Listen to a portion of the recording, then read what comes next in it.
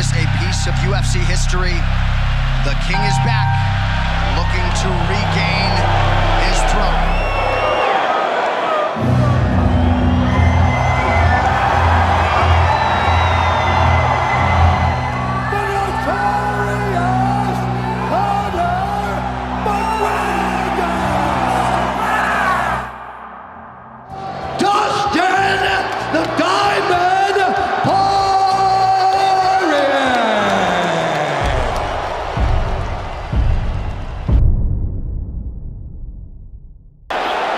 Gentlemen, we've been over the rules.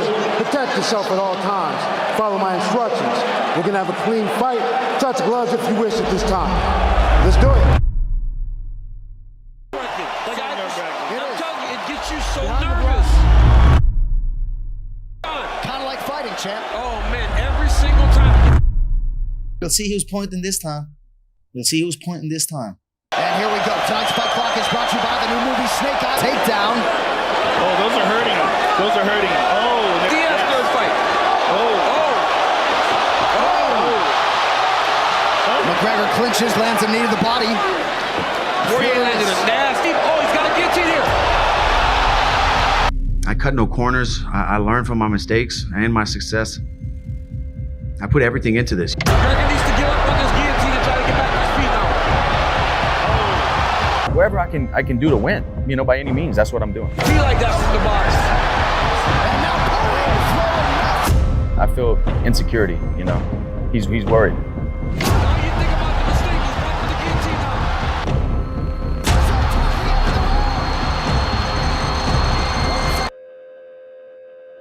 And McGregor back to his feet.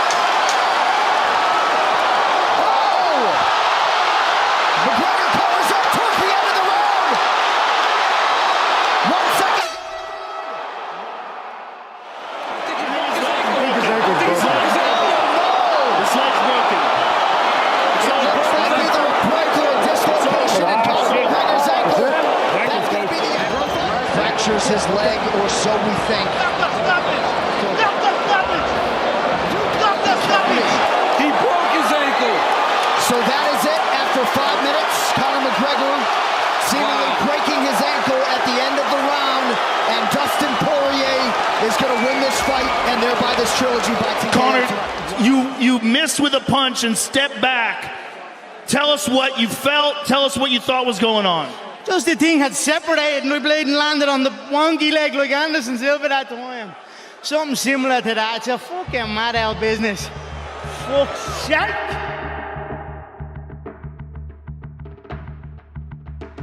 After his UFC debut way back in 2013, Conor McGregor has gone on to become one of the faces of the fight game, knocking out a 10-year unbeaten Jose Aldo,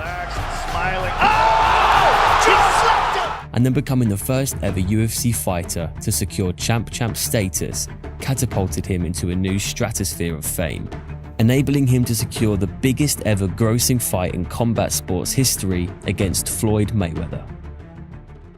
However, since losing twice in succession to Dustin Poirier, most recently at UFC 264, Conor has had to deal with a huge wave of criticism from fans, journalists and UFC experts alike, claiming that his defeat solidified why he is not the same fighter he once was and should no longer be categorized as elite. This video will analyze the reasons that contributed to his demise and predict if his days really are numbered at the top of the fight game. This is Conor McGregor, not the same animal. And we're down we go, go, go, go, go. And we're down we go, go, go, go, go. So we're down we go, go, go, go. Way down we go. Conor's a different person too, but I don't think he's the same animal that he was back then.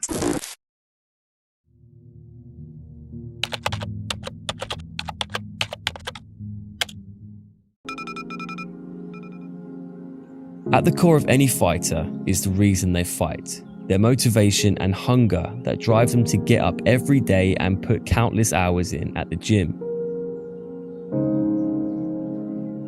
My name's is Conor McGregor.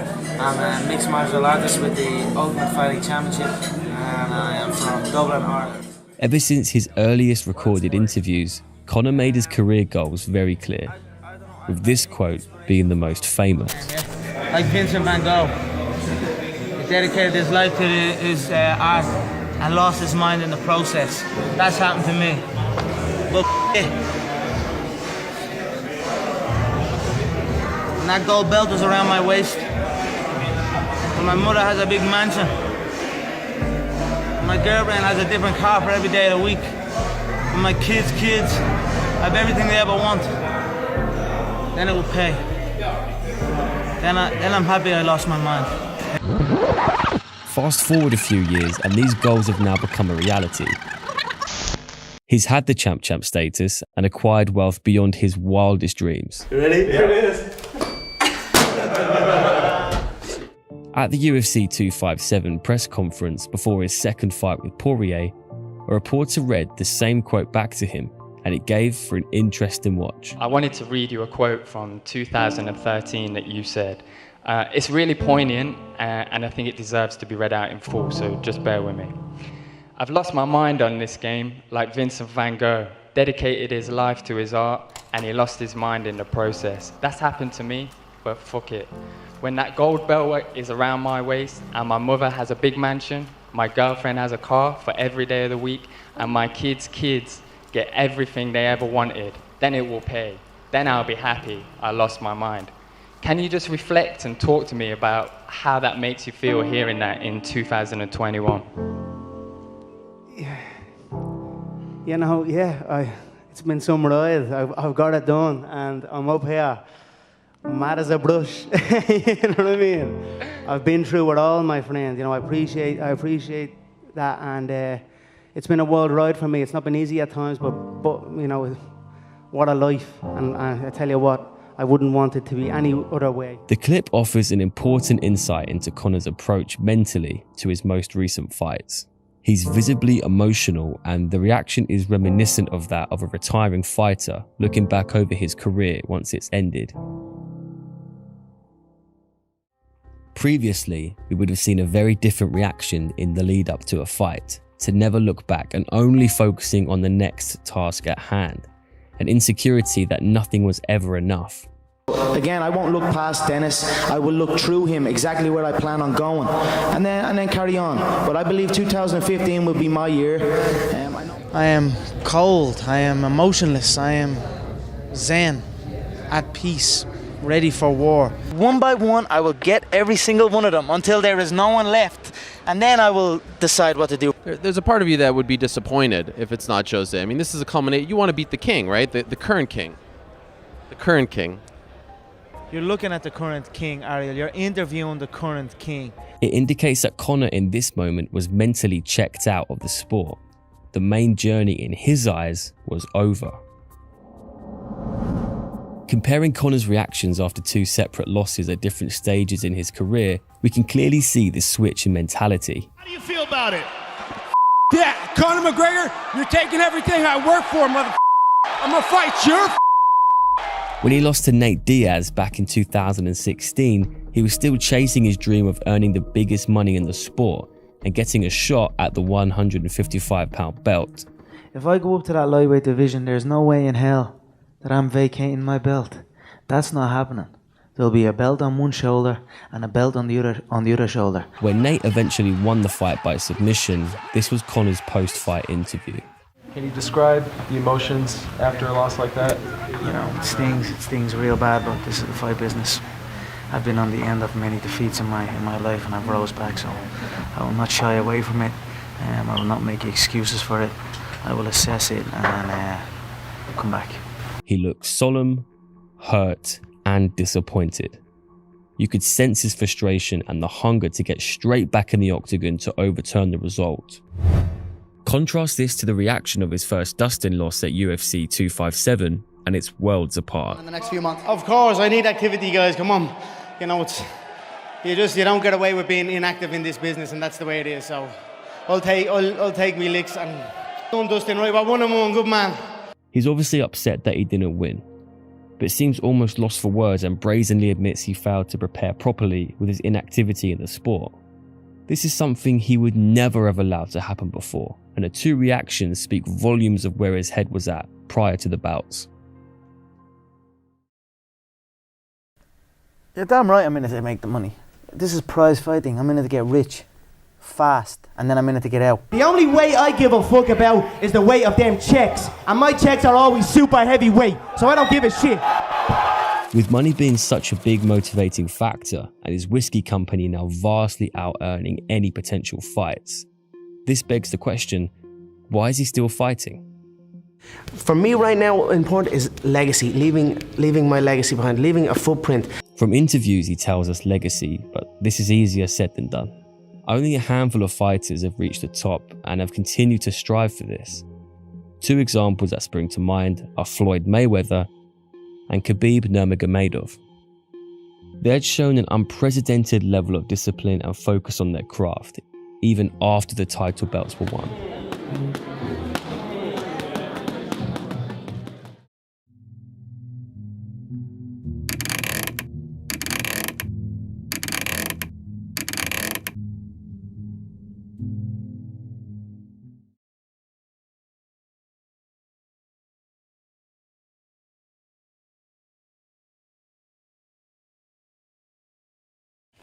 It's more like an obsession now.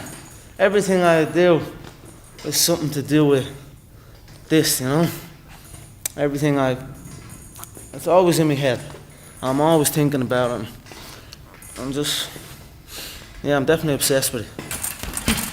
On the rise to becoming a UFC champion, Conor put his unwavering focus down to a set of mental exercises, with the most important being the singleness of purpose mindset.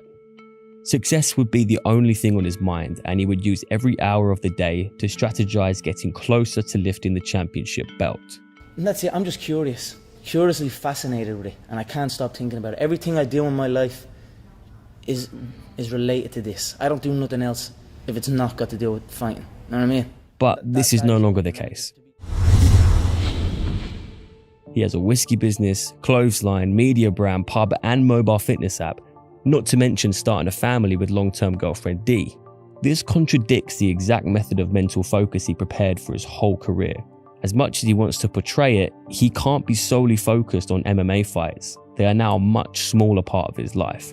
I am blessed that I was able to find my passion, the fight game, the whiskey game, the fashion game, the fitness game. Yes. These are my true passions, and I am going down these avenues that the fight game has opened up for me. I'm going down them at 100 miles an hour. Overall, the previously mentioned business investments are positive actions that Conor has taken to make him and the future generations of his family financially set for life. But you know what's also good about, what's also a good thing about money? What's also better than money? More fucking money. So that's it. There's a lot more coming in.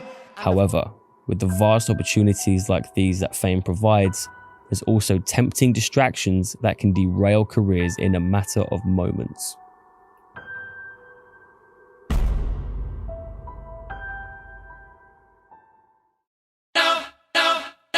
Notorious. Notorious. Sorry, I'm ready. I just don't give a fuck.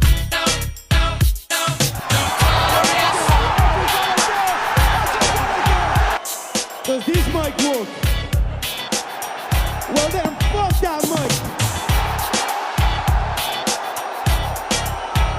The definition of the word notorious reads as famous or well known, typically for some bad quality or deed.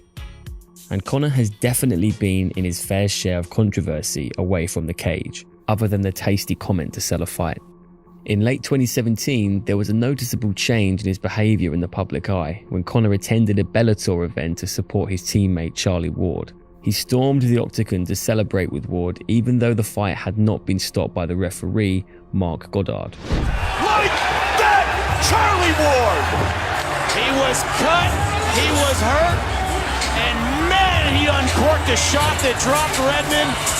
Seconds left to go in the round. And look who's in to celebrate with him.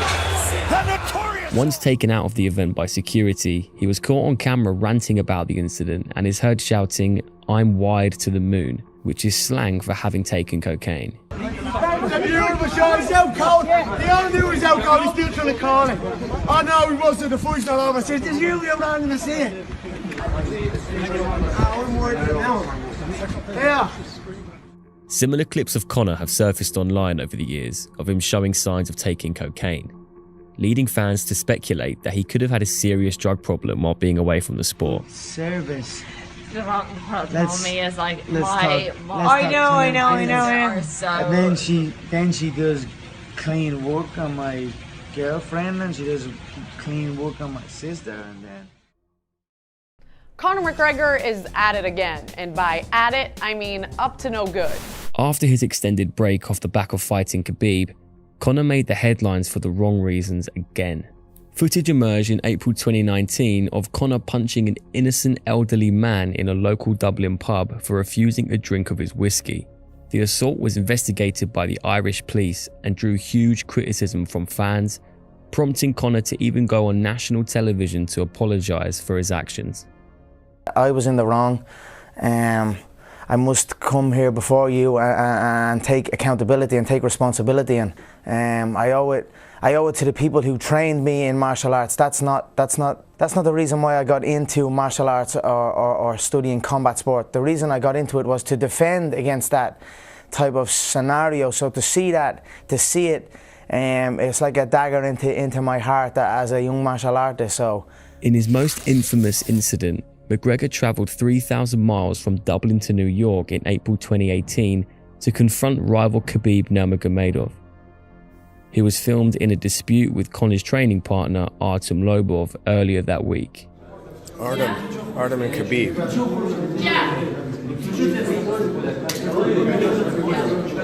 Russian shit going down. Khabib's gonna make it happen right here. The Irishman, accompanied with friends, then attacks the bus with Khabib inside, smashing windows and causing 6 fights to be cancelled through injuries of innocent fighters.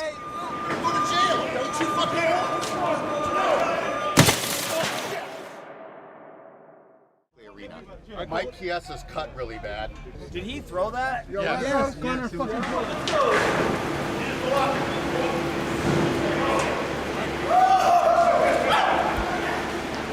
Dana White called it the most disgusting thing in UFC's history, with Conor arrested and charged in court as a result of the attack. And Conor saw that video and flew from Ireland with a bunch of fucking gangsters all the way to New York. Crazy. Yeah. There might have been some substances involved. That behavior reminded me also of me when I was on coke. That's, I've heard rumors. I'm not saying Dustin Conor is on coke. I'm not saying that. I've heard rumors and shit like that. I don't know if they're true, and they're none of my fucking business. But that behavior was kind of weird. And I'm seeing all these people saying, oh, he was coked out. He was clearly coked out. You could see his eyes. It was just a one-time thing. I'd say, hey, you know what? Maybe he had a bad day, But this is like he jumped in the cage at Bellator. Then he got into that whole brawl in that bar in Ireland. It was recorded. You're throwing all kinds of stools and bottles and whatnot in the bar. And now this. The notorious one, Conor McGregor. In the lead up to the bout with Khabib at the UFC 229 conference, he showed more of these bizarre antics. He insulted Khabib's religion, accused his manager of being a terrorist snitch, and referred multiple times to the history of Khabib's troubled land. Let's fight. Happy birthday, shine the bus. I don't drink. Why don't you drink? I don't drink. Why don't you drink? I never drink. I'll tell you some buzz at parties. I never drink. You mad backwards cunt. The Chechens know, the Chechen people know that if the tables were turned and there was an opportunity for his father to stab that man in the back, he would do it in a heartbeat. Shut your mouth. Ali Abdelaziz, mad terrorist, terrorist snitch. I know a lot about you as well, you mad rat. We all know part of Conor's act is to antagonize his opponent to sell the fight, but this is definitely crossing the line. These are only some of the negative stories Conor had publicized. Photos went viral of him having supposed relationships with other women. He got into a fight with a member of the Irish Mafia and stamped on a fan's phone outside the nightclub. The reasoning for this behaviour is that in the space of only a few years, Conor had gone from an unknown apprentice plumber to one of the most recognised faces in the world, let alone the fight game. 3, 2, 1, This level of fame is bound to affect anyone mentally, and these incidents reflected Conor believing he was near invincible. He had lost all sense of perception and normality, and with yes men surrounding him, he believed he was above the rules, social norms and the law. All these events would take away focus from his fighting career and only happened during his regular breaks from the sport.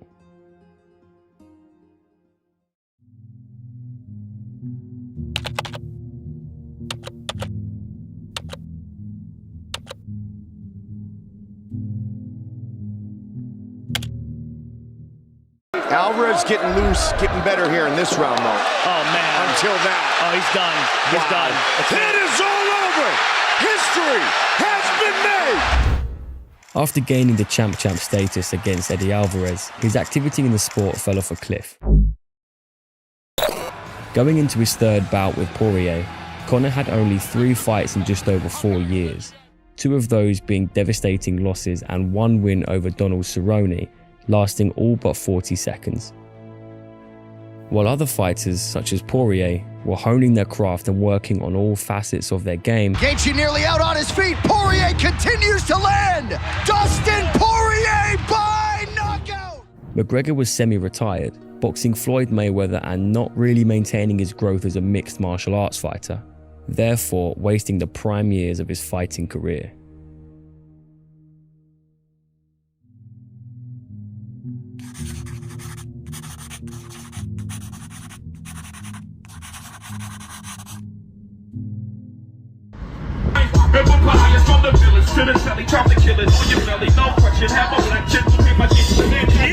During his many phases of inactivity from the sport, MMA continued to evolve at a rapid pace, most notably with the recent introduction of the calf kick by fighters. It's on the side, so right here on that that band that runs on the side of your leg, and there's so many nerve endings down here and not much muscle to protect it, right? So a couple of those kicks could really mess up the foot. You see a lot of guys get kicked there, and they start rolling their ankle and they can't control their foot. In the early days, Conor had a very effective fighting style, a unique take on the traditional karate stance, using kicks at range to set up his trademark left-handed punch while the fighter was circling to the right of the cage. When returning to the UFC after his boxing bout with Mayweather, McGregor slightly altered his trademark style. He now opted for a more flat-footed boxing stance, with even more of his weight being fully poised on the front leg. Fans speculated that the reason for this was the ongoing rumours of a potential matchup with boxing legend Manny Pacquiao. In the time where that low calf kick is coming to prominence, and this is also the time when Conor started moving away from the sport, took time off, fought boxing, then came back and had the fight with Khabib, and then came back and had the fight with Cowboy. The calf kick was never in play in any of his fights, but if you look... In the UFC 257 matchup, Dustin took full advantage of this. Rather than kicking high on Conor's leg like he did in their first fight, he now kicked low on the calf muscle, landing 18 kicks inside 2 rounds, ultimately buckling Conor's leg to set up the devastating knockout punch.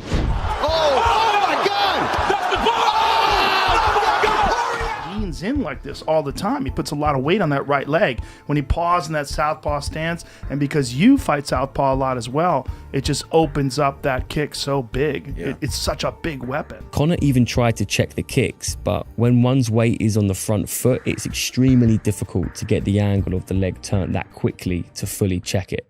Conor, was the leg something that you felt growing over time as he landed more shots, or did it suddenly happen because in the final sequence there's a moment where it looks like your leg suddenly goes dead and your balance goes? Yeah, it was an accumulated for sure. I knew when I seen he had Thiago Alves in the corners like these, I knew what was coming. This bout exposed a glaring weakness in Conor's game that undoubtedly other fighters would look to use in future fights, as he's shown no indication that he can switch away from these southpaw stances. The perfect game plan to beat Conor is now out there for all to see.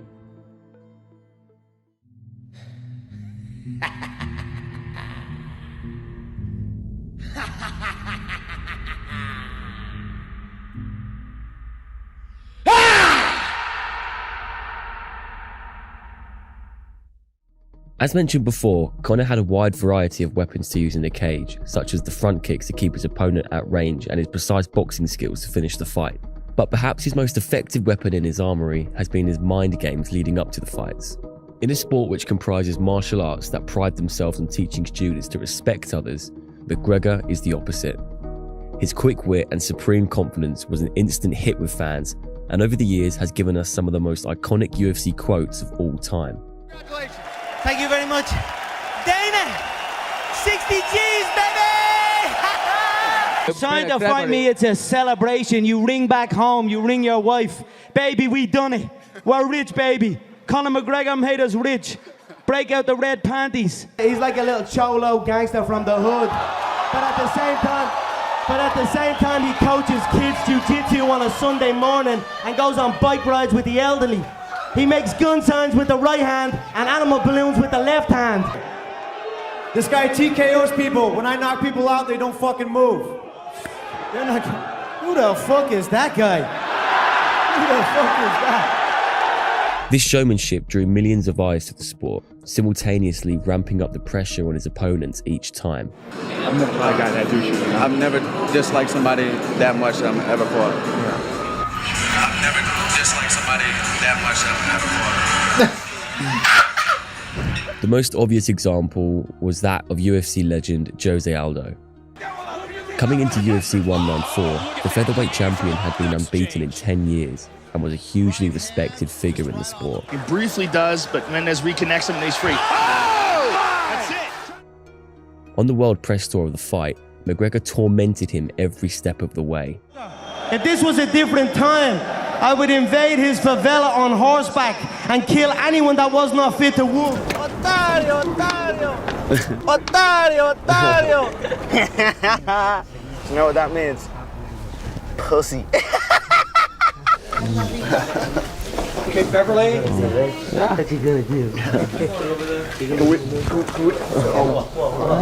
we move the seat? Rory? Let's reconfigure the seat. Little Brazilian. Ooh, vamos here. What you got to say now? Face to face, man to man. What you got to say? What you got nothing to say? By the time they entered the cage, just as McGregor had predicted, Aldo had months of pent-up frustration towards Conor, spotted by Joe Rogan on commentary that night. Of all time. Conor looks extremely loose, and Aldo looks like he's feeling the pressure of this moment. Footage from the locker room straight after the fight showed a distraught Aldo, a man who had been mentally broken and let his frustration play straight into Conor's hands. After that fight, he, like so many of McGregor's opponents, would never be the same fighter again. What partly validated this arrogant approach was that he had never been knocked out. However, after Dustin's knockout blow in their second fight, the McGregor aura had been broken. He looked more human and vulnerable than ever. In the lead up to the third fight, there was a clear difference in the energy surrounding the fighters at the press conference. Dustin at times openly mocked McGregor about the knockout. Not McGregor fast, McGregor sleep. And any verbal insults he tried to counter with looked weak, desperate, and out of frustration. Joe Lee's wife! Joe Lee's wife! Joe Lee's wife! You little of a thing. You used to be a lot better than that, man. The trash talk was a lot better than that. In the early days, the press would facilitate McGregor's entertainment, making it seem as though the whole world was against the opponent he faced.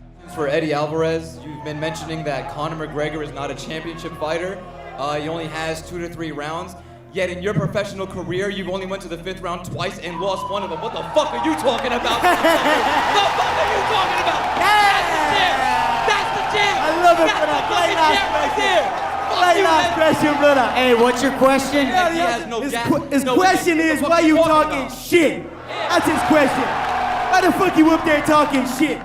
Whereas now, along with fans, they were simply not buying into the hype. You have won exactly one fight since Barack Obama was president. Don't you, mate. I go down and smash you on house. Connor, over a fighter smash you who on house. has zero wins. Dustin was cool, calm and collected. He knew exactly what it took to beat McGregor and didn't look intimidated at all. With McGregor unable to use mental warfare with the same effectiveness against future opponents, it looks like his fighting skills alone might not be enough to keep him competing at the top. And it leaves you with one question. Just how good is Conor McGregor? I'd probably, sometimes I look in the mirror and get little frights as well looking at myself, because I am an absolute animal, a machine. It's not actually the 145 pound division, it's the McGregor division, you know what I mean? Wherever I go, we'll be ahead of whoever's on the card. It's that simple. When you can rack up $400 million in revenue for the company in back-to-back events, you can do whatever the fuck you want. I'm living the whatever the fuck I want life. It's easy to get caught up in the entertainment and showmanship of Conor being a self-proclaimed great, but we have to look back at his career with objectivity and separate fighting talent from the media hype. Gentlemen, from Dublin, Ireland, Conor McGregor! With his popularity on the rise, the UFC decided to give him an early title shot instead of putting him against a top 5 fighter first. This preferential treatment meant he evaded potential fights with top-class opponents that could have posed a real threat to derail his momentum for a title challenge. In retrospect, it's opened a wider discussion about the caliber of fighter that Conor has fought throughout his career. His title fight to claim the lightweight belt came against Eddie Alvarez, who is regarded as one of the worst champions in UFC history. He was dropped shortly after by the UFC and now fights for the lesser-known One Championship promotion.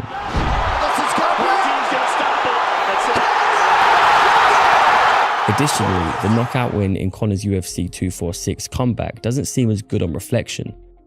At 36 years of age and being Donald Cerrone's third loss in a row, he was past his best to say the least.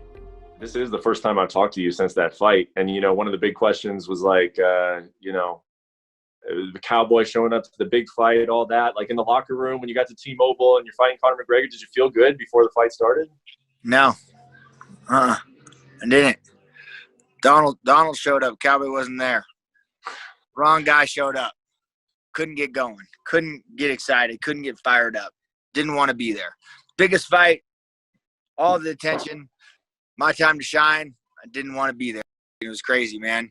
And I don't know why. I don't know how. I don't know how to change that. But it sucks, man. Sometimes I show up there. I'm ready. I'm fired up and I'm ready to go. Sometimes I get there and I'm like, man, I don't even want to be here. So. However, Conor did claim victories against future champions Max Holloway and Dustin Poirier, but at this point in their careers, they were very young and inexperienced, and not the fighters they have evolved into today. Winning belts in multiple weight classes was undeniably a monumental achievement, but to this day he has never defended one. Many former fighters such as Georges St. Pierre claim that winning the title is the easy part. Defending the title is where the fighters transition from good to great. Because when you're the champion, you're the target. Everybody is looking at you. Everybody is studying your game. So everything you do, everybody have seen it before. So there is definitely strong evidence for the argument that Conor's fighting ability was overrated.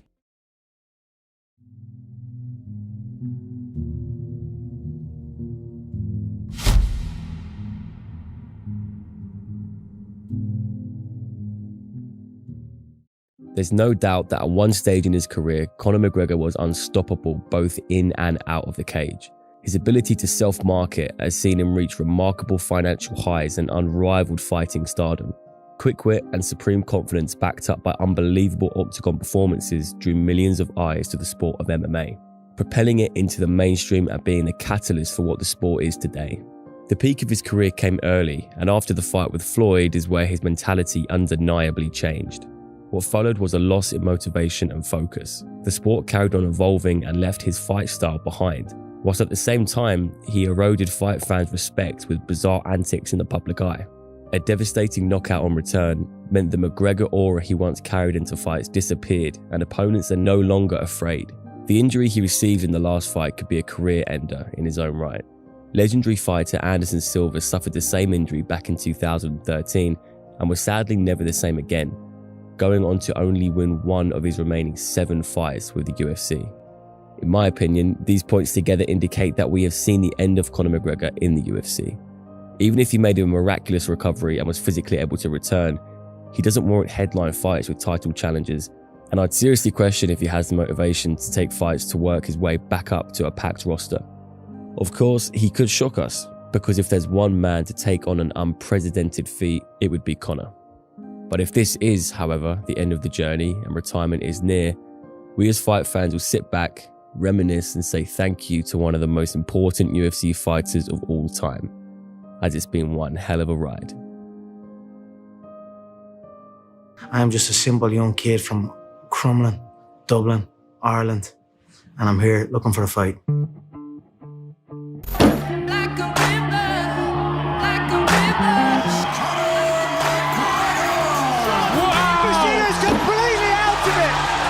McGregor is victorious here in Cage Warriors. How do we fall in love? Now, Marcus over the top, looking to finish it here. 60 G's, baby!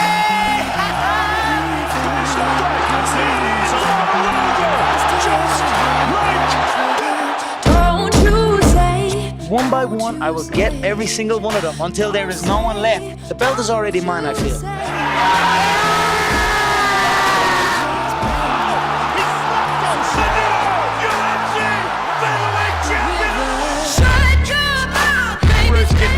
Getting better here in this round, though. Oh, man. Until that. Oh, he's done. He's done. That's the real deal, ladies and gentlemen.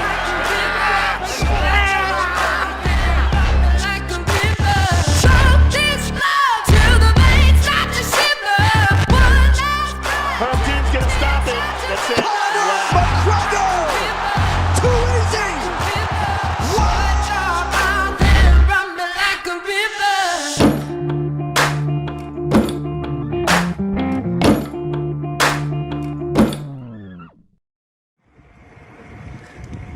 Da da da da da. It's the motherfucking D-O-double-G. Love yous all, guys. I love the bones yous all. Let's go. Yous won't stop us. Yous won't beat the Irish. Yous won't beat the McMahon.